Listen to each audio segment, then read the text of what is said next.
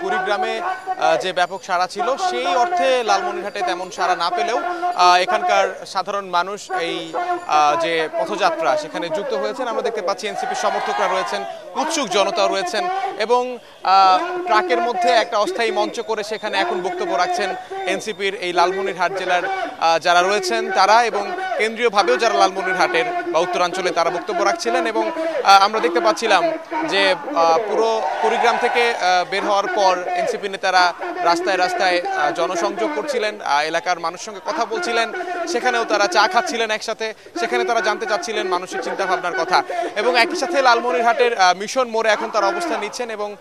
Mission মোড়ের অবস্থানের পর আজকে দ্বিতীয় দিনের মতো তাদের যে পদযাত্রা সেটা শেষ হবে এবং আগামীকাল থেকে তারা আবার নীলফামারী, পঞ্চগড় এই দুটো জেলায় যাওয়ার কথা রয়েছে। আরেকটা বিষয় জানিয়ে রাখতে চাই, এখানে কিন্তু সেই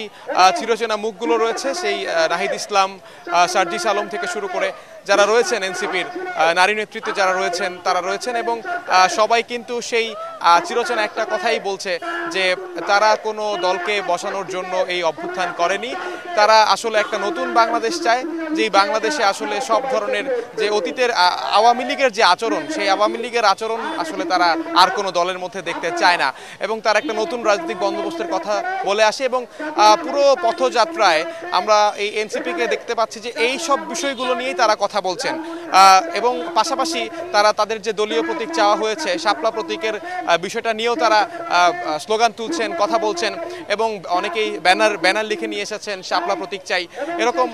নানান ধরনের কার্যক্রম কিন্তু আমরা দেখতে পাচ্ছি যে অভ্যুত্থান পরবর্তী দল জাতীয় নাগরিক পার্টি এনসিপি তারা এই কার্যক্রমগুলো করছে এবং আর কিছুক্ষণের মধ্যেই এই সংক্ষিপ্ত সমাবেশ শেষ হবে। শেষ হলে তারা হয়তো বা একটা গতকালকের মতো তারা একটা পথ মিছিল করবে, সেই মিছিলটার বিস্তৃতি লালমনিরহাট জেলা শহরগুলোতে থাকবে। তারা সেখানেই পথযাত্রাটি শেষ করে তারা আজকে দ্বিতীয় দিনের মতো তাদের কার্যক্রম শেষ করবেন এবং পাশাপাশি তারা আগামীকালকের যে আয়োজনে থাকবে এই চিরচেনা মুখগুলোই আগামীকাল রংপুর বিভাগের অন্যতম আরও দুই জেলা, সেই জেলাগুলোতে যাবেন।